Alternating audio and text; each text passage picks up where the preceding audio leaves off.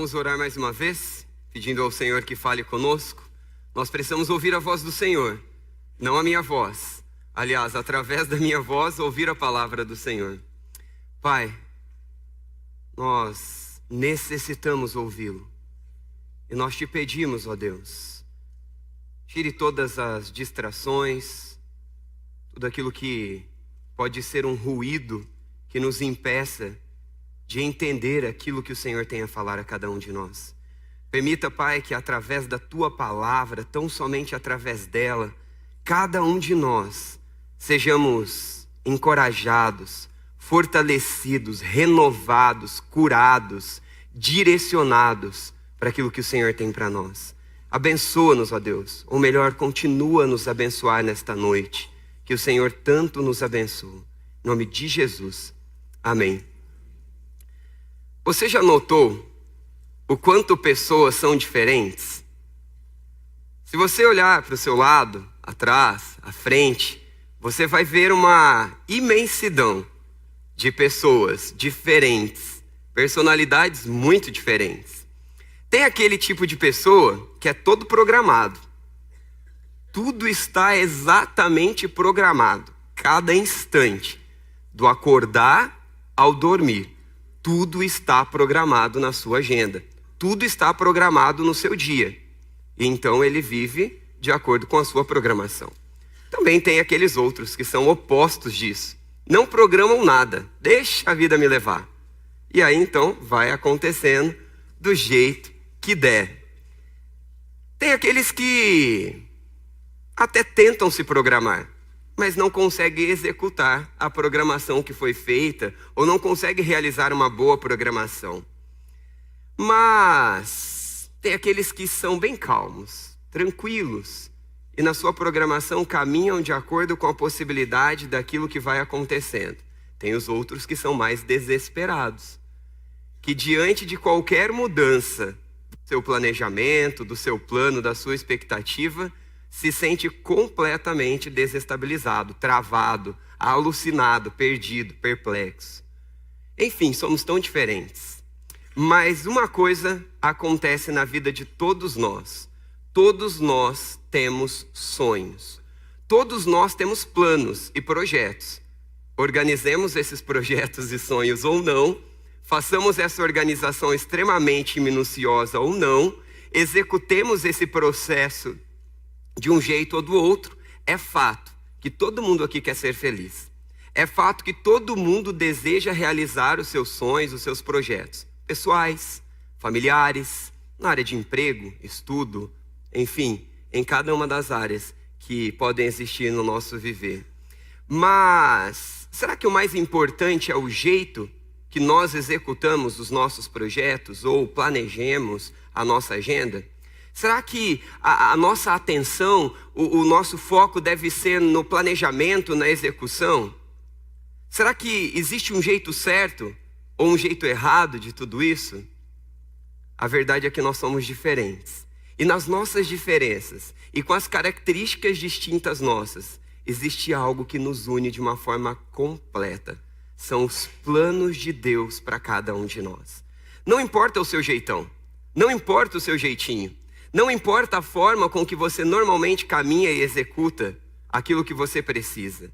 O mais importante é que existe um Deus que olha para você de forma extremamente particular, extremamente peculiar, e conhece suas qualidades, seus defeitos, e conhece os seus sonhos, seus anseios, seus desejos e mais, suas necessidades. Esse Deus é um Deus que nos ama e rompeu a história, vindo ao mundo para nos encontrar. O nosso Deus Jesus Cristo, revelado a nós, que nos dá a graça, que nos dá perdão, que nos dá esperança. E por causa desse Deus é que nós, ainda que tão diferentes, ainda que com tantos projetos, ainda que com tantos desafios diários, ainda que com tantas demandas de um lado e do outro, podemos nos ajuntar na presença deste grande Deus, com a certeza de que existe um plano de Deus para cada um de nós. Existe um plano de Deus para cada um de nós. Deus deseja nos unir. Deus deseja que eu e você saibamos que Ele tem alguns planos para nós. Mas o plano de Deus para mim, o plano de Deus para você, vai muito além de simplesmente olhar para a nossa vida e queremos fazer aquilo que queremos, na hora que queremos, do jeito que queremos, em uma particularidade. Envolve toda a nossa vida. Envolve toda a história de Deus na face humana. E aí então, interpretando isso, entendendo isso à luz da palavra de Deus, nós temos como entender os planos de Deus para nós. Eu te pergunto, você tem vivido feliz na sua família? Os planos de Deus de fato estão acontecendo dentro do seu casamento? No seu relacionamento com seus filhos? No seu relacionamento com seus pais?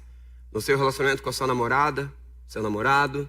Com seus amigos? Seu relacionamento de trabalho? As pessoas a quem você convive? Ou os planos relacionados à sua vida profissional? Sua vida na questão de estudos? Sua vida em relação à questão espiritual? Você tem vivido os planos de Deus para você?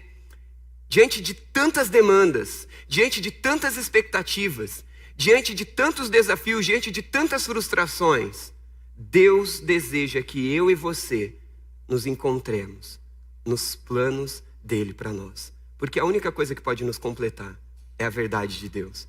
Os únicos caminhos que podem estabilizar os nossos passos, em qualquer área, em qualquer faceta da nossa vida, são os planos de Deus para nós.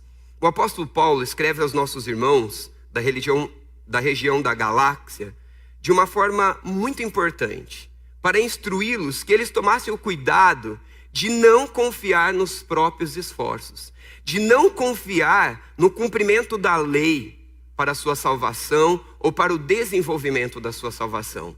No livro de Gálatas, nós temos essa orientação do começo ao fim. O apóstolo Paulo instruindo os nossos irmãos a que tomassem o cuidado de não confiar em si mesmos, de não confiar em suas próprias mãos, de não confiar em suas próprias justiças, de entenderem, viverem e desfrutarem a graça de Deus, que perdoa, que regenera, que transforma e que continua nos levando até que Cristo volte e complete em nós toda a obra. É impossível para mim e para você vivermos os planos de Deus se perdemos o foco de que os planos de Deus para mim e para você estão fundamentados na firmeza da graça de Cristo. Você consegue entender isso que eu estou te falando? Você consegue me acompanhar? Será que você é uma pessoa que está firmada na graça de Deus? Porque os nossos irmãos, quando Paulo escreve para eles, e hoje essa mensagem é para mim e para você também, o mesmo Deus que manifestou aquela palavra a eles, manifesta a mim e a você, gritou essas verdades naquela época, e essa mesma verdade é gritada para mim e para você hoje. Deus tem planos para nós. Deus tem planos para nós, mas os nossos planos, os nossos projetos, os nossos alvos, a nossa vida, os nossos sonhos precisam estar estabelecidos na graça de Cristo, fundamentados na graça de Cristo. Vamos ler alguns versos do capítulo 5. Capítulo 5, eu vou ler com você o verso 4, 5 e 6. Posso ler com vocês? Gálatas capítulo 5, do versículo 4 até o versículo 6. Lembrando que todo o contexto da carta é a respeito da necessidade de fundamentarmos a nossa vida na graça de Deus, de fundamentarmos a nossa salvação na graça de Deus. Todos abriram? Vamos definir a palavra graça, antes de lermos o texto bíblico. Qual é o significado da palavra graça? A gente ensina isso com bastante cuidado na sala de integração aqui da nossa igreja. A gente define a palavra justiça, a palavra graça, a palavra misericórdia. Então, com essa definição dessas palavras, fica mais fácil compreendermos todo o contexto da salvação e tudo aquilo que a Bíblia nos ensina sobre isso. Como eu poderia resumir o significado da palavra graça para eu ter certeza de que nós vamos entender o texto que vamos ler? Graça é receber um favor imerecido. Graça é receber um presente que eu não mereço. Graça é receber algo sobrenatural, no caso do texto bíblico, das mãos de Deus que eu não mereço. Então, com essa compreensão de que graça é um favor imerecido, graça é um presente que eu não mereço, nós vamos ler ao texto. Pensa aí, no momento onde você merecia um castigo, você merecia ser destruído, Você merecia perder o seu emprego. Você merecia perder o seu esposo, a sua esposa. Você merecia ser destruído de alguma forma. E algo acontece na sua vida, que ao invés de você receber o castigo, ao invés de você receber a justiça, que é exatamente o preço do seu delito, do seu erro, da sua falha, do seu pecado, você recebeu um presente. Exatamente isso que Deus faz conosco. Deus envia Jesus Cristo lá na cruz para tomar o meu e o seu lugar, como um presente que nenhum de nós merecíamos, porque Ele nos ama. Isso é graça, é um amor de Deus, é um presente de Deus manifesto em nós. Com essa compreensão, vamos lá para Gálatas 5, de 4 até 6. Vocês que procuram ser justificados pela lei, separam-se de Cristo, caíram da graça, pois é mediante o Espírito que nós aguardamos pela fé a justiça que é a nossa esperança. Porque em Cristo Jesus, nem circuncisão, nem circuncisão tem efeito algum, mas sim a fé que atua pelo amor. Nós poderíamos ler o livro todo, e o livro repete essas mesmas verdades, de formas contundentes, para que nós venhamos focar o nosso coração na certeza de que todos os nossos planos, todos os nossos projetos, todos os nossos passos, toda a nossa vida, Deus tem um plano para cada um de nós. Nele, no poder dele, na graça dele. Nós que aconselhamos pessoas, nós pastores ou outros profissionais que lidam com pessoas constantemente, nos encontramos rotineiramente com pessoas desesperançadas, com pessoas quebradas, com pessoas arrebentadas, com pessoas perdidas, com famílias destruídas. E aí poderíamos continuar falando sobre isso. E na grande maioria das vezes são pessoas que estão tentando estabelecer uma vida em seus próprios recursos. Pessoas que estão tentando estabelecer o seu valor em si mesmo, naquilo que faz ou naquilo que deixa de fazer. Pessoas que tentam sustentar uma família com suas próprias mãos. Pessoas que tentam sustentar a sua vida financeira com seus próprios recursos. E Deus, em sua imensa graça, fala para aqueles nossos irmãos naquela época, em relação a tudo nas suas vidas, na vida deles, assim como nas nossas, que a nossa vida precisa ser firmada na graça de Cristo. Os nossos irmãos estavam deixando de confiar na graça para confiar nos seus próprios méritos. Estavam deixando de focar a cabeça, a mente, o coração, a alma, todo o seu ser, no fato de que o que temos é graça, é presente que nós não merecemos, é cuidado de Deus, nós nunca vamos merecer. Não há nada que façamos, não há nada que deixamos de fazer para merecermos. E esses nossos irmãos estavam se perdendo. Por isso o apóstolo Paulo, inspirado por Deus, direcionado por Deus, ciente de toda aquela situação que eles estavam vivendo, que não é diferente da nossa, e nós vamos vendo isso aqui juntos. Diz: vocês que procuram ser justificados pela lei, separam-se de Cristo, caíram da graça. Será que a palavra de Deus vem a mim e a você hoje para dizer: marido, você que está cheio de orgulho e se sentindo superior à sua esposa, está caindo da graça, está se separando de Deus, porque você se esqueceu de que tudo que você tem é graça de Deus. Ou a esposa para o esposo, filhos, enfim, cada um dos nossos relacionamentos, cada uma das nossas interações. Será que nós estamos caindo da graça? Será que nós estamos ignorando o sacrifício de Cristo? Será que nós estamos tentando nos apegar a algum tipo de religiosidade? A algum tipo de mérito humano? Deixa eu te fazer uma pergunta. Talvez você olhe para esses versos aqui e diga assim: eu sou firmado na graça de Deus. Eu confio que somente Cristo pode me salvar. Eu sei que eu sou salvo pela graça em Cristo Jesus. Amém? Se você sabe essa verdade, guarda ela no teu coração. Se você não sabe, leia mais sobre isso. Leia mais da Bíblia, leia mais de Gálatas, leia mais de Efésios. Mas o fato não é sabermos intelectualmente essa verdade. A questão não é entendermos isso, até porque a gente ouve tanto isso no meio sério da palavra de Deus, que a gente já quase que recita isso sem esforço. Mas e na prática? E no dia a dia, quando eu preciso lidar com a diferença do meu irmão, quando eu preciso lidar com pessoas que pensam diferente de mim, que têm defeitos diferentes dos meus, que têm lutas diferentes das minhas, será que eu estou justificado pela graça de Cristo e eu ajo e reajo mediante essa graça, mediante o Espírito de Deus? Ou será que eu estou perdendo diante da graça de Cristo e me fundamentando nos meus próprios méritos. Versículo 5 diz: pois é mediante o Espírito que nós aguardamos a fé, pela fé, a justiça que é a nossa esperança. Meu irmão, não há esperança para o seu casamento se não for Jesus Cristo. Não há esperança para você. Mesmo que você se sinta um ótimo profissional, mesmo que você se sinta um ótimo marido, uma ótima esposa, um ótimo filho, um ótimo aluno, ótimo isso, ótimo aquilo, deixa eu te dizer uma coisa. Eu e você não somos nada. Eu e você não somos nada. Se não for a graça de Cristo, se não for o favor de Cristo em nosso favor, tudo é lixo, tudo é nada. O convite de Deus para mim e para você é: viva os planos de Deus para a sua vida. Viva os planos de Deus, ou reviva os planos de Deus para a sua vida, fundamentando-se, firmando-se na graça de Cristo. Guarde essa verdade. Toda vez que você for discutir com alguém e você for lembrado por essas verdades, de que a graça de Cristo não é o nosso mérito, não é a nossa capacitação, não é o que fazemos ou deixamos de fazer. Cuide que você não está se firmando na sua própria justiça. Cuide que você não está se firmando na sua própria justiça.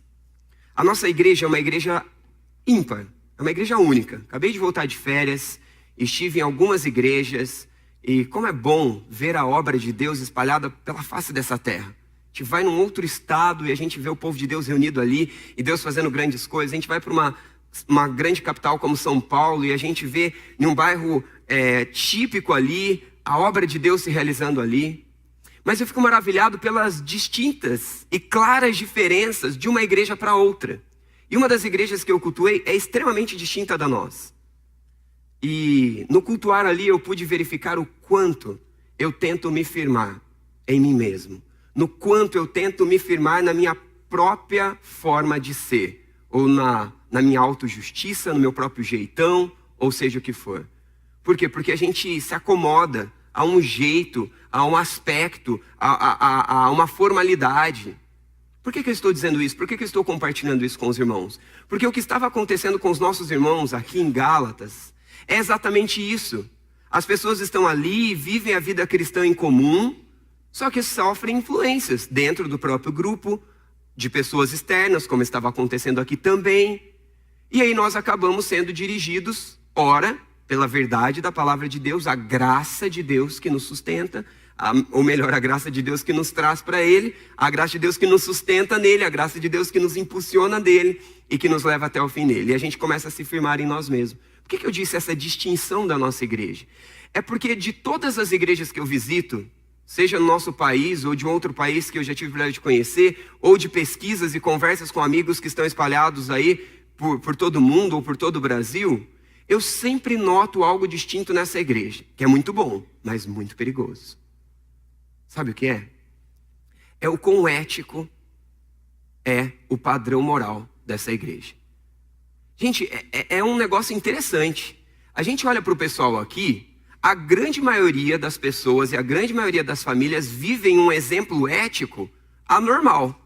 Chega a ser até semelhante à realidade da Europa, que com Cristo ou sem Cristo as pessoas vivem uma moral um pouco mais elevada, uma ética um pouco mais elevada. Mas ético, moral, não tem necessariamente a ver com a graça de Cristo. Porque o fato de eu fazer o que é certo, o fato de eu ter uma vida ética, moral, plausível, não significa que Cristo vive na minha vida. Não significa que eu sou um resultado da graça de Cristo. Porque viver uma vida moral e viver uma vida ética, eu posso fazer tudo correto. Mas quais são as minhas motivações? Quais são as minhas intenções? Walter, como saber se eu estou vivendo uma vida ética e moral com a intenção da graça de Cristo que me transformou, ou por um mero conviver com pessoas morais e éticas, ou por um mero desejo, conveniência, reticências? Como saber essa distinção? É simples. Como você reage diante de pessoas que pensam diferente de você? Vamos apertar um pouquinho mais. Como você age, reage, dentro ou fora? porque às vezes a gente não reage para fora, mas dentro a gente pensa um monte de coisa. Quando você tem que lidar com uma pessoa que é imoral, quando você tem que lidar com uma pessoa que peca com um pecado que você odeia e que te machuca, que te fere, ou machuca e fere alguém que você ama, qual é o tipo de reação interna que você tem? Qual é o tipo de reação externa que você tem? A forma com que eu ajo, a forma com que eu reajo, os pensamentos que eu tenho diante das nossas diferenças revelam se eu estou fundamentado na graça de Cristo ou se eu estou fundamentado apenas num sistema religioso. Vamos pensar de verdade, com bastante sinceridade, mais lá no fundo. A razão pela qual nós obedecemos a Deus em distintas áreas, cada um a sua luta, sua dificuldade, é porque realmente você reconhece que Deus tem um plano melhor para você? É porque você realmente entende que o plano de Deus para você é específico para você, é sublime, é perfeito, e porque você sabe que se você não viver esse plano de Deus, você vai estar perdido, vai ser insuficiente, não vai valer a pena, como diz os jovens, vai dar ruim, ou porque você está cercado de pessoas que vão te julgar, que vão te apontar. Você está cercado de situações e meios que te obrigam de alguma forma a ficar dentro de um quadradinho que te molda a viver a vida religiosa, ética, moral. Meus irmãos, vivemos no quadradinho para agradar alguém. Vivemos num quadradinho porque ninguém está deixando eu viver diferente desse quadradinho. Não tem nada a ver com Cristo. Não tem nada a ver com o Evangelho. E é isso que o apóstolo Paulo está gritando. É isso que Deus está gritando através do nosso irmão. Lá atrás e hoje também para mim e para você. O fato de você fazer tudo certo, o fato de você ter uma família exemplar, o fato de você ter filhos nos caminhos do Senhor, o fato de você ter um casamento exemplar, o fato de você ter a graça e a bênção de Deus de ter apenas um casamento e nunca ter mudado essa história na tua vida, não é mérito teu, não é mérito meu, não há mérito nosso em nada bom que façamos, nada. Se tem algo ruim, com certeza é teu. Se tem algo ruim, com certeza é meu. Agora, se tem alguma coisa boa, é graça sobrenatural de um Deus sobrenatural, que se revela na história de uma forma grandiosa, com amor grandioso, e nos resgata para Ele, quando cremos exclusivamente nele, quando dependemos exclusivamente dele, quando buscamos exclusivamente a Ele. Será que a palavra de Deus está chegando a mim e a você, pessoas que se sentem superior ao outro, porque vivem uma ética, uma moral ou um estilo de vida mais aceito por você ou por aqueles que estão à sua volta? Será que a palavra de Deus vem a mim e vem a você que se sente melhor e superior porque você tem a sua vida um tanto quanto ajustada na expectativa da sociedade onde nós convivemos? Será que a palavra de Deus vem a mim e a você que nos sentimos superiores porque o seu modo de viver é mais digno e mais louvável do que o do outro? A palavra de Deus está gritando para mim e para você que existe um plano melhor para viver. Existe um plano mais sublime. Existe um plano mais perfeito. O plano de vivermos dependentes da graça de Deus. Fundamentados na graça de Deus. Que Deus ajude você e eu, todas as vezes que nós estivermos caindo da graça. Todas as vezes que nós estivermos nos fundamentando na nossa capacidade intelectual, na nossa estratégia de viver, no nosso jeito de fazer as coisas, que nós possamos nos voltar para Cristo e dizer: Senhor, obrigado, porque apesar de mim, a tua graça tem me sustentado. Apesar de mim, a tua graça tem me conduzido. Que quando olharmos para as pessoas à nossa volta, sejam esposos, esposas, filhos, irmãos, amigos, colegas, pessoas de convivência, consigamos lembrar que nós não somos nada mais que ninguém. Que não há algo na nossa história que nos faça mais dignos ou menos dignos, a não ser o sacrifício de Cristo que dignifica todo aquele que nele crê. Dignifica todo aquele que nele confia. Efésios 2, 8 e 9 nos diz essa verdade. Estou eu fundamentado na graça de Cristo, ou estou eu fundamentado na minha forma de viver? Agora eu te pergunto, como manter a mente? Como manter as motivações, as ações, as reações fundamentadas nessa graça? Nós já ouvimos a palavra de Deus nos dizendo aqui que é necessário fundamentarmos as nossas vidas na graça. Tem alguém aqui que consegue viver assim todo o tempo? Levante a mão. Porque se tiver, por favor, vem à frente nos ensinar. Porque possivelmente você é o próprio Deus. É um desafio diário para nós nos mantermos nessa graça, porque o nosso coração é soberbo, o nosso coração é orgulhoso. E quando nós fazemos uma boa estratégia, aquela estratégia resulta num bom resultado, eu confio que eu sou bom. Eu confio que eu faço a coisa acontecer. Só que o problema é que diariamente nos nossos planos e projetos acontecem inúmeras coisas que às vezes se distinguem das pessoas que estão à nossa volta. E ter essa paciência, ter essa sobriedade espiritual de que tudo é fruto da graça de Deus em nós e que nós não produzimos coisas boas por nós mesmos, é um exercício cansativo e desafiador, que na nossa própria capacitação nós não podemos fazer. Ok, então vamos desistir, vamos todo mundo abandonar a vida com Cristo, porque é impossível viver esse negócio. Dependente da graça, reconhecendo a graça, fundamentado na graça. Claro que não. É o próprio Deus que nos chama. É o próprio Deus que dá a graça para que sejamos capacitados e abençoados e vivamos em novidade de vida, que também nos capacita a sermos dependentes, a sermos sempre pessoas que avaliam seus corações e verificam quais são as motivações, quais são os sentimentos que nos movem, que nos fazem agir e reagir. Você tem uma vida fundamentada da graça de Deus? Na graça de Deus? Você tem os recursos para se manter nessa graça, não orgulhoso, não soberbo, não religioso, não achando que a nossa igreja é a melhor do mundo, não achando que o ministério que você está, porque você está lá, é o que mais frutifica, não achando que você é o melhor marido e a sua esposa não é boa ou vice-versa, não achando que o seu filho é melhor que o outro, não achando que a sua empresa, reticências, aplique aí na sua história, na sua caminhada, nos seus desafios. Como fundamentar-se nisso? Como manter-se nisso então? A palavra de Deus nos responde de forma gloriosa. Sabe como? Vivendo pelo Espírito. Vivendo pelo Espírito. Vivendo pelo Espírito é que nós conseguimos estar fundamentados na graça e se manter fundamentados na graça. Olha o que Gálatas 5,16 nos diz. Por isso digo, vivam pelo Espírito e de modo nenhum satisfarão os desejos da carne. Gálatas 5,16 diz o quê? Por isso digo, vivam pelo Espírito e de modo algum satisfarão os desejos da carne. O que Deus está nos dizendo aqui é que nós precisamos fundamentar a nossa vida em Deus, na graça de Deus, na graça de Cristo, pelo Espírito. Mas peraí, como? Tá, eu sei que eu preciso ser paciente, eu sei que eu preciso ser humilde, eu sei que eu preciso reconhecer que não há mérito em mim, eu sei que eu preciso saber que não é o fato de eu acertar ou deixar de acertar que me faz melhor ou pior que alguém. Mas tá, viver no Espírito, andar no Espírito, como? O que é isso? O que significa isso? No original, a ideia de viver pelo Espírito nos dá a ideia de regular, alinhar, ajustar a nossa própria vida, conduzir a nossa própria vida pelo Espírito. E aí eu lhe faço uma pergunta que eu grito para mim primeiro, que eu prego para mim primeiro. Eu estou ajustando a minha vida, nos meus recursos, na minha forma de fazer as coisas, no meu jeitão, e eu quero que tudo aconteça do meu jeito, da minha forma, no meu tempo.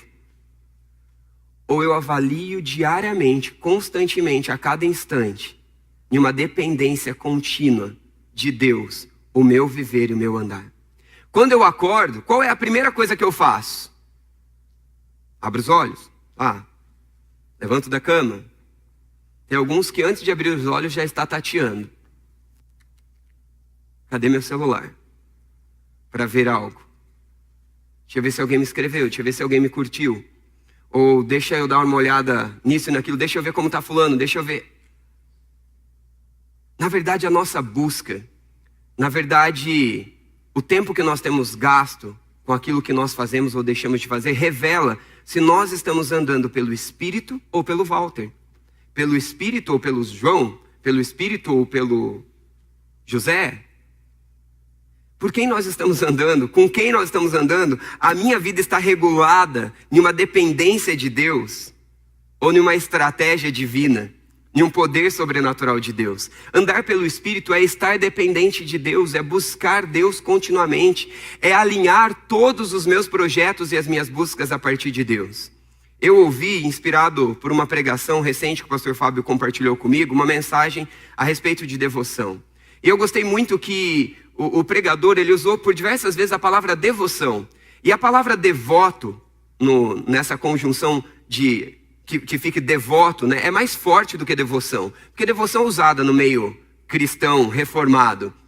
Mas a palavra devoto, de modo geral, é usado no cristianismo mais antigo, na época onde as pessoas idolatravam imagens e idolatravam pessoas que eles diziam terem se tornado santos. Então essas pessoas são devotas a essas imagens. E eu me lembro que quando eu ainda não conhecia a Bíblia, a palavra de Deus, e eu seguia apenas um sistema religioso, eu era devoto a diversas imagens. E eu ainda me lembro como se fosse hoje, que era uma devoção intensa, e um respeito, um zelo, um cuidado, que chegava a ser assustador e admirável. Eram os dois lados. E aí eu me pergunto, e eu te pergunto, se nós somos assim devotos a Cristo, se nós somos assim devotos a Deus, ou ao que nós temos devotado a nossa vida? Eu tenho andado pelo Espírito ou eu tenho andado por mim mesmo? Eu tenho andado pelo Espírito ou eu tenho andado pelo jeitão da galera da minha igreja? Eu tenho andado pelo Espírito ou eu tenho me deixado conduzir pela forma com que as pessoas que estão à minha volta estão sendo conduzidas? Para que nós possamos nos manter na graça e reconhecermos a graça de Deus e vivermos a graça de Deus que perdoa, que transforma, que regenera, que impulsiona, nós precisamos ser dependentes de Deus. Nós precisamos andar pelo Espírito. Nós precisamos nos mover, nos ajustar, nos regular, aproveitar as oportunidades de andar pelo Espírito, que também é a palavra no original nos dá a oportunidade de aplicar. O que tem definido a minha vida? O que tem definido a sua vida? O que tem dirigido as nossas vidas? Recursos? Recursos humanos? Estratégias? Agilidade? Poder aquisitivo? Poder social? Ou reconhecer o Deus de toda a glória que sustenta o universo e move a minha vida. E move cada detalhe dos planos dele para mim e para você. Os meus planos, os planos de Deus para mim, são perfeitos quando são ajustados aos dele. Os meus planos são perfeitos quando os meus planos são ajustados aos de Deus.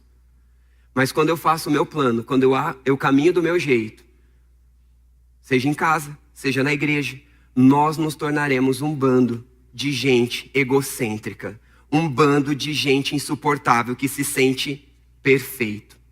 Eu me lembro de quando eu trabalhava numa empresa por alguns anos, trabalhando ali, convivendo ali, um grupo enorme de pessoas que não conheciam a Deus, que não serviam a Cristo, não conheciam a palavra de Deus, e eu me lembro de ter ouvido várias vezes: vocês crentes se sentem os melhores, vocês são os bons. E aí, tá vendo? Você errou. E é claro que eu errei diversas vezes, em diversas questões ali. E eu dizia, não, eu não posso me sentir o melhor. Na verdade, a única coisa é que a gente ensina a palavra, a gente crê na palavra, a gente crê nela, em uma interpretação correta dela, como se interpreta qualquer outro texto que deve ser lido. Aplicações tem várias, interpretação uma só, dentro do contexto, respeitando cada coisa que precisa. Mas por que eu estou citando isso? Porque será que essa visão que o mundo tem do povo evangélico, de que nós somos bons e de que nós somos perfeitos, não somos nós mesmos que pintamos? Não somos nós mesmos que gostamos de mostrar para as pessoas? Será que dentro da nossa própria casa, será que no nosso ambiente de trabalho e de escola, a gente não gosta um pouquinho, no fundo, de mostrar que a gente é melhor? De que a gente é bom mesmo? A gente é ético, a gente é moral, a gente faz as coisas direito, a gente é produtivo. Afinal de contas, Cristo transforma a vida que transforma a sociedade. Olha que povo bom que nós somos. Só que não. Bom é Cristo, que apesar de gente ruim como eu e você, faz coisas que só o sobrenatural de Deus pode fazer. Fundamentados na graça de Deus, os nossos planos vão além em tudo aquilo que Deus tem para nós. Fundamentados na graça de Deus, dependentes dele, fundamentados nele, constantemente balizados nele, é que nós vamos além. Quanto tempo e esforços você está investindo para ter intimidade com Deus? Através da leitura bíblica, através do estudo da palavra de Deus aplicativo para a sua vida, através de querer ouvir a voz de Deus. Quanto tempo você gasta fazendo isso? Nós, líderes e pastores, temos um outro desafio. Às vezes nós estamos acostumados a pegar a Bíblia para ter certeza que nós estamos expondo um sermão de forma adequada, teologicamente falando. Mas eu preciso, você precisa, seja você um estudante da Bíblia profissional, entre aspas, ou não, escolher um livro bíblico, saber qual é o autor, saber qual é o propósito, saber qual tipo de literatura, fazer um devido estudo para que haja uma devida aplicação, mas desejando ouvir a voz de Deus, como seu maior desejo, como a sua maior busca. Porque se nós nos perdermos nisso, nós seremos um bando de religiosos que falam de si mesmos, que dizem de si mesmos e que lutam por si mesmo. E Deus não poderá fazer os planos que são perfeitos dele para nós, em nós e através de nós. Quanto tempo, meu irmão, você está gastando com a palavra de Deus? Quanto tempo você gasta para ouvir a voz de Deus? Para com essa historinha de que você ouve um devocional, de que você ouve a pregação. Um crente maduro, que se enche pelo Espírito, que é dirigido pelo Espírito. De Gênesis a Apocalipse nós vemos essa verdade, de gastar tempo com a palavra de Deus. O que Salmo 1 nos diz? Que nós precisamos buscar na palavra de Deus, nos deleitarmos na palavra de Deus, meditarmos na palavra de Deus. Josué 1:8. Quais são as consequências desses dois textos que eu estou resumindo? A Bíblia inteira fala sobre isso. É que nós vamos ser cheios do Senhor. Nós vamos transbordar de alegria, nós vamos transbordar de bênçãos e de direção de Deus. Mas nós estamos acostumados com uma geração fast food, não é mesmo? É difícil comprar uma comida boa, de qualidade, gastar tempo para prepará-la, gastar tempo para sentar e comer adequadamente em família. Nem isso a gente faz mais. E na vida espiritual a gente quer fazer a mesma coisa. A gente quer uma pequena porção, né? Antigamente tinha a caixinha das promessas, tirava um versículo lá para falar alguma coisa. Hoje em dia tem os aplicativos que mandam no seu celular o versículo do dia. Isso não é ouvir a voz de Deus. Ouvir a voz de Deus é reconhecer a minha pequenez, é reconhecer a minha miserável condição, é reconhecer quem somos como seres humanos e dizer: Deus, o Senhor é grande, o Senhor é poderoso, e os seus planos, os seus projetos e as suas intenções para mim são perfeitas. Me livra da desgraça de confiar em mim mesmo. Senhor, me ajuda. Senhor, fala comigo. Senhor, fala através da tua palavra de forma clara. Senhor, prega para mim. Senhor, grita no meu coração para que eu ouça a sua voz. Senhor, grita de forma tão clara a tua verdade, que todas as mentiras do meu coração, que todas as confusões do meu coração se apaguem. E a tua palavra e a tua verdade brilhe e grite, me ajudando a caminhar dependente do Espírito, dependente do Senhor. Você gasta tempo com a palavra de Deus? Nós seremos um povo que caminha pela graça, que vive os planos de Deus pela graça. Quando formos dependentes e reconhecendo a graça de Deus, quando formos dependentes do Senhor e buscarmos ao Senhor constantemente, nos enchendo do Espírito, andando pelo Espírito. Quanto tempo você gasta orando? Eu não paro para orar, eu oro o dia inteiro. Louvado seja Deus pela tua vida, porque esse é um desafio para mim. E eu busco isso todo tempo. Coloco até alarme para de fazer, para de se mover. Lembra que você não faz nada. Quem faz é Deus. Eu não tenho essa habilidade fácil de orar o tempo todo. Já tive. Então, estou buscando a graça de Cristo para desenvolver isso novamente. Mas, meu irmão, orar em todo tempo é para todo crente. E parar para orar é para todo crente também. A Bíblia nos ensina em diversas passagens Jesus se retirando para orar. Se o próprio Deus na terra parou tudo, deixou todas as demandas, todos os projetos, todos os sonhos, todos os planos, para orar, de forma retirada, o que resta para mim e para você, meu irmão? Na ilustração que nós temos de entra no teu quarto, fecha a tua porta, é porque você só pode orar no teu quarto de porta fechada? Claro que não. É um princípio ensinado de intimidade, proximidade, exclusividade com Deus. Tenho eu tido tempo com a palavra de Deus de forma exclusiva? Tenho eu tido tempo para falar a Deus as minhas dores, as minhas angústias, os meus desejos, os meus sentimentos, os meus pedidos? E tantas outras coisas mais, gratidão, reconhecimento, medo, enfim, coloque aí tudo, de forma exclusiva. Eu amo estar com pessoas, eu amo estar em grupos de pessoas, mas eu não troco a oportunidade de tomar o café com uma pessoa ou com uma família para estar em grupo. Porque a intimidade que se tem quando você está em um um pequeno grupo de pessoas ali, ou com uma pessoa, é único. Eu não abro mão de estar com a minha esposa, com a Thalita, de forma única e exclusiva, eu e ela. Porque estar junto com outras pessoas é bom. Mas eu preciso estar somente eu e ela. Porque quando nós dois estamos juntos, somente eu e ela, é uma intimidade exclusiva, especial, marcante, que alimenta a paixão do nosso casamento, que alimenta o desfrute do nosso casamento. E eu não quero abrir mão disso, nunca, em nome de Jesus. Porque quando eu fizer isso, eu vou perder o desfrute do meu casamento. Mas se eu não quero fazer isso com a minha esposa, se eu não quero fazer isso no meu casamento, se eu não quero fazer isso com meu filho, eu preciso ser ainda mais zeloso em jamais abrir mão de ter isso com Deus. Eu estou fundamentando os planos, os projetos da minha vida, a minha vida, na graça de Cristo. Fundamentando de viver dependente do Espírito de Deus, ou eu caminho nas minhas próprias forças? Quanto empenho, quanto esforço nós temos investido para termos relacionamento com irmãos em Cristo.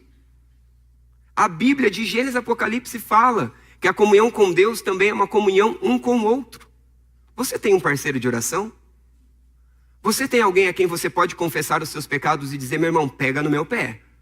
Porque olha, estou com dificuldade com mentira, estou com dificuldade com paciência, estou com dificuldade de trocar os valores de Deus, estou com dificuldade de ser fiel à minha esposa, ao meu esposo, estou com dificuldade, estou sendo tentado a colar nas provas.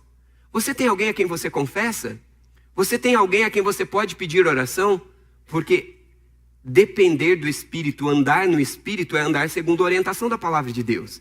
E andar segundo a orientação da palavra de Deus é andar dependente de Deus, amando a Deus, se relacionando intimamente com Ele. Mas também é andar um com os outros, como Ele nos ordena. Tiago 5,16 diz...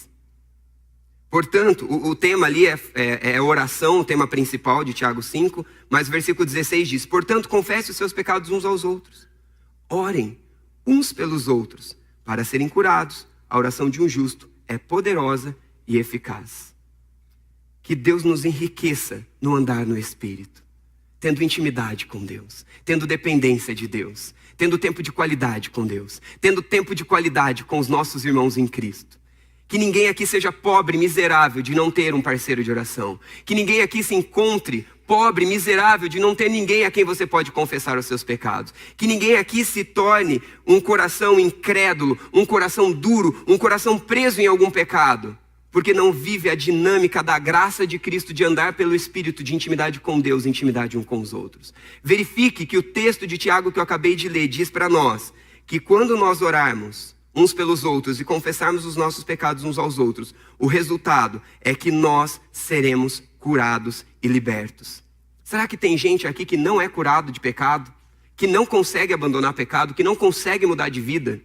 Será que tem gente vivendo uma vida toda performática, tentando mostrar para os outros que é o que não é? Tentando se fundamentar em si mesmo, tentando encontrar o seu valor naquilo que você faz ou deixa de fazer? Porque não vive a graça transformadora de Cristo que te dá o valor que você tem? Que faz com que os planos e os projetos de Deus sejam estabelecidos na sua vida? O desejo de Deus é agir na sua vida hoje, na minha vida hoje, para que o poder do Espírito nos ajude a caminhar no Espírito, dependentes dessa graça. Mas lembre-se de uma coisa, não se esqueça de que todo aquele que de fato está firmado na graça de Cristo e vive pelo Espírito é alguém que reflete a graça de Cristo. Se de fato eu sou alguém fundamentado na graça de Cristo, reconheço a salvação pela graça, reconheço que é favor de Deus, reconheço que é poder sobrenatural de Deus que me perdoa, que me transforma, que me sustenta, que me impulsiona. Se eu sou alguém que estou dependente de Deus andando pelo Espírito, eu sou alguém que reflito a graça de Cristo. Então aqui nós estamos recebendo um teste para verificarmos como está a nossa vida da caminhada com Deus. Baseada em si mesmo, baseada no moralismo, baseada no religiosismo, ou está baseada na graça de Cristo, no favor de Cristo, no poder sobrenatural de Cristo. E esse teste se revela quando nós estamos pacientes com as pessoas ou não, quando nós estamos nos medindo pela nossa performance, ou quando nós estamos nos medindo pela graça que nos transforma e nos ajuda a amar mais a Deus, depender mais de Deus, desfrutar mais de Deus, buscar mais a Deus, caminhar mais com Deus. Mas também tem um último teste. É o teste que nos revela se eu estou refletindo essa graça ou não. Gálatas 6, de 1 a 10, é um texto que vem fechando toda essa ideia de caminhar pela graça, de viver pela graça, de fundamentar a vida na graça de Cristo. Gálatas 6, a partir do versículo 1. Irmãos, se alguém for surpreendido em algum pecado, vocês que são espirituais deverão restaurá-lo com ira, força, não, com mansidão. Cuide-se, porém, cada um, para que também não seja tentado. Eu vou ler esse verso novamente. Irmãos, se alguém for surpreendido em algum pecado, vocês que são espirituais deverão restaurá-lo com mansidão. Cuide-se, porém, cada um, para que não seja também tentado. Vamos continuar? Levem os fardos pesados um dos outros, e assim cumpram a lei de Cristo. Se alguém se considera alguma coisa não sendo nada, engana-se a si mesmo. Cada um examine os próprios atos, e então poderá orgulhar-se de si, sem se comparar com ninguém. Pois cada um deverá levar a sua própria carga. O que está sendo instruído na palavra, partilhe todas as coisas boas com quem instruiu. Não se deixe enganar, de Deus não se zomba, pois o que o homem semear, isto também colherá. Quem semeia para a carne, da carne colherá destruição. Mas quem semeia para o Espírito, do Espírito colherá para a vida eterna. E não nos cansemos de fazer o bem, pois no tempo próprio colheremos, se não desanimarmos. Portanto, enquanto temos a oportunidade, façamos o bem a todos, especialmente aos da família da fé.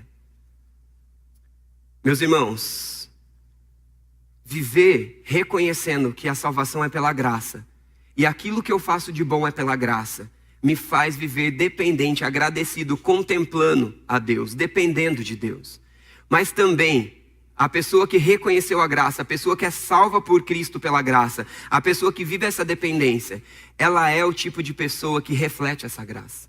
Esse é o convite de Deus, chamando os nossos irmãos a fortalecer e afirmarem a sua vida na graça. No livro todo de Gálatas, e eu te convido e te desafio a ler esse livro essa semana, a rever essas verdades nas minúcias, a rever esses pontos de forma mais clara.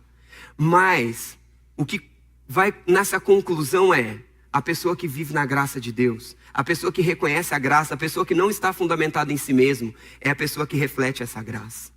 O versículo 1 eu acho fenomenal. Irmão, se alguém for surpreendido em algum pecado, vocês que são espirituais deverão restaurá-lo com mansidão.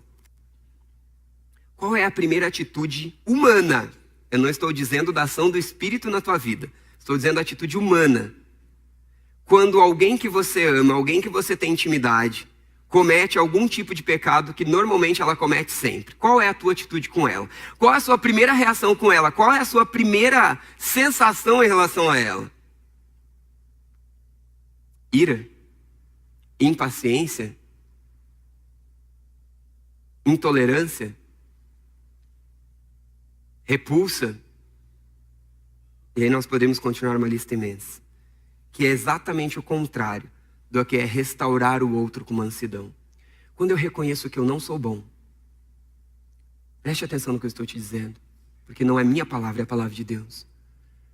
Quando eu reconheço que eu não sou bom, quando eu reconheço que não há nada que eu faça bom que vem de mim mesmo, o resultado é que eu não vou me orgulhar diante do erro do outro. Eu não vou ficar irado diante do erro do outro, diante do pecado do outro, contra o outro. O resultado é que eu vou agir com mansidão, com o objetivo de restaurá-lo. Restaurá-lo. Meus irmãos, quanta desgraça há dentro dos nossos casamentos. Quanta desgraça, quanta desavença, quanto problema, quanto descaminho há dentro dos nossos relacionamentos entre pais e filhos, cônjuges, pessoas de trabalho, igreja. Porque nós estamos fundamentados na nossa condição. Porque nós estamos fundamentando os nossos planos, nos nossos próprios caminhos, estratégias e capacidades, esquecendo-se da graça de Deus. Mas quando eu lembro da graça de Deus e dependente continuamente de Deus e crescendo em intimidade com esse Deus grandioso, que apesar de quem eu sou e apesar de quem você é, faz o que faz na nossa história, eu reflito essa mansidão de Deus. Não por mim, mas por uma graça que me capacita a agir assim. Eu não tenho capacidade para reagir com você com paciência quando você age comigo com ira. Se tem uma coisa que me deixa destemperado, se tem uma coisa que me revela facinho o coração pecaminoso meu, é eu te tratar bem, te tratar com amor, te tratar com nobreza, te tratar com dignidade, te tratar com honestidade, confiar em você e você agir de forma traiçoeira, me julgando, me apontando. O coração pecaminoso do Walter aparece instantaneamente. Mas já houve um momento onde eu não dominava essa minha reação. Já houve um momento onde essa minha intenção imediata de agir com ira e indignação por aquele que eu agi com amor e graça e reagiu comigo de forma diferente, era de querer destruir aquela pessoa. Era de querer provar por A mais B que aquela pessoa é louca, insana e eu sou bom. Mas a graça de Cristo vem me dizer que o meu valor está fundamentado na cruz de Cristo. De um Deus que me chamou para si. Que os planos de Deus para mim estão fundamentados nele. E que se ele permite algumas coisas acontecerem no meio dos meus planos, na verdade são oportunidades que ele está me dando para me mostrar quem ele é, para me mostrar o reino dele e para me mostrar que quando eu não tenho capacidade, ele me capacita a agir e reagir diferente. Se você tem uma dificuldade enorme dentro do seu casamento e você não consegue mudar, o Deus de toda graça vem te dizer que pela graça, no poder sobrenatural dele, ele te capacita, ele te transforma. Se há uma dificuldade para você, jovem, no meio de tanta pressão dos seus sonhos, projetos, e você pressionado de todos os lados, a começar do seu próprio coração, Deus vem te dizer, eu te capacito. Quantas crianças nós temos aqui? Levanta a mão para eu ver as crianças. Muito lindos. Eu já gostava de criança, agora eu tô babão com criança, né? Deixa eu falar um negócio para vocês. Se você não consegue obedecer o seu pai e a sua mãe, se você não consegue falar a verdade quando tem um negócio lá que você tem vontade de mentir, você não vai conseguir mesmo. Se você tentar sozinho. Mas se você pedir ajuda para Jesus, você vai conseguir. É assim com as crianças, é assim comigo, é assim com você. Quando nós reconhecemos a graça de Deus e dependentes de Deus, nós caminhamos pelo Espírito. Nós vemos que nós não podemos nada, mas nós vemos que ele nos capacita. E quando esse processo acontece em nós, o resultado é que quando eu olho alguém que não está vivendo essa graça, alguém que não está desfrutando desse presente de Deus, é que eu quero restaurá-lo a viver isso que eu vivo. Não na minha força, porque eu sou nada, mas na força daquele que é tudo e rompeu a história, deixando o céu e vindo ao mundo por amor a nós. Graça, presente de Deus, que alcança você e eu, pecadores miseráveis, mas nos transforma em pessoas agraciadas, transformadas, regeneradas. O convite de Deus no versículo 2 do capítulo 6 é: levem os fardos um dos outros, porque Cristo é quem leva os nossos fardos. Nós temos caminhado assim com as nossas esposas, com seus esposos, com seus filhos, com seus pais, com seus amigos, com as pessoas no ambiente de trabalho, de estudo, ou nós temos sido um povo ético, moral, cheio de si, cheio de orgulho? Cada um examine os seus próprios atos, versículo 4 diz, e então poderá orgulhar-se de si. Quem aqui em sã consciência, em nobreza de estado mental, consegue olhar para os seus próprios atos e dizer, eu sou bom demais? Vamos ser sinceros, porque ao olharmos para o nosso próprio coração, nós que nos conhecemos, com a graça de Cristo e a iluminação do Espírito através da palavra de Deus, nós vamos verificar que nós não somos bons. E nós vamos verificar que é tudo graça de Deus. Meu irmão, essa igreja é uma bênção. De verdade, essa igreja é uma bênção. Essa igreja é distinta. E louvado seja Deus por isso. Mas não porque ela é mais ética, não porque ela é mais moral, ou porque ela é mais organizada e bonitinha. Mas porque a graça de Cristo tem estado conosco. Porque se a graça de Cristo nos deixar um instante, já era tudo. Sua família, esta igreja, tudo. Eu conheço igrejas maravilhosas que serviram a Deus e fizeram história, mas que por alguns instantes deixaram de confiar na graça de Deus, confiaram em si mesmas. E hoje são igrejas mortas.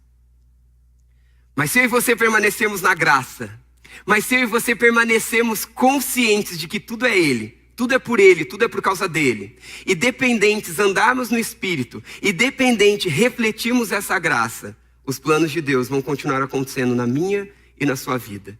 Porque os seus planos são falhos, os meus planos são falhos, mas os planos de Deus nos endireita, nos redireciona, e a graça dele nos capacita a vivermos até que ele volte, com famílias restauradas, com famílias transformadas, com indivíduos transformados, com igreja transformada, com sociedade transformada, porque a graça de Cristo é que nos sustenta, a graça de Cristo é que nos salva, e a graça de Cristo é que nos impulsiona até que ele volte. E o pecado não mais vai nos dominar. E toda maldade que guerreia com o nosso coração, um dia vai nos deixar, porque Cristo vai voltar. E quando ele voltar, nós seremos transformados em corpos glorificados, que não mais terão que lutar com o pecado. Eu anseio e espero ardentemente esse dia, porque esse dia o meu coração não mais vai me dominar. A desgraça de confiar em mim mesmo não vai mais me dominar. A desgraça de achar que eu sou bom não vai mais me dominar. Mas até que isso aconteça de forma completa, eu estou sendo transformado dia após dia nessa graça de andar com Deus dependente dele. Amém, irmãos? Uma frase que aplica e resume essas verdades do livro de Gálatas é uma frase que eu quero ler com você. Leia ouvindo-a e dizendo para você mesmo, e depois eu gostaria que vocês lessem. É uma tentativa de resumir essas verdades. Quando a vida deixa de ser pela graça, o viver se torna uma desgraça.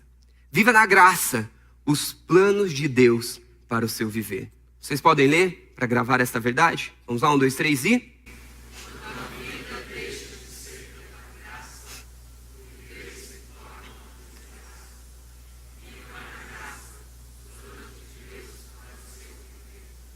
Não importa o seu estado, não importa a sua história, não importa nada. Quando Deus de toda a graça invade a sua desgraça, tudo novo se faz. Porque Deus tem poder sobrenatural. E Ele quer mudar a sua história, e Ele quer mudar histórias através da sua história, e através da minha história, através das nossas histórias. Mas que mantenhamos a verdade, o fato de que confiarmos em nós é desgraça. Confiarmos em Deus é viver e desfrutar de toda a graça. Se coloque de pé, vamos orar.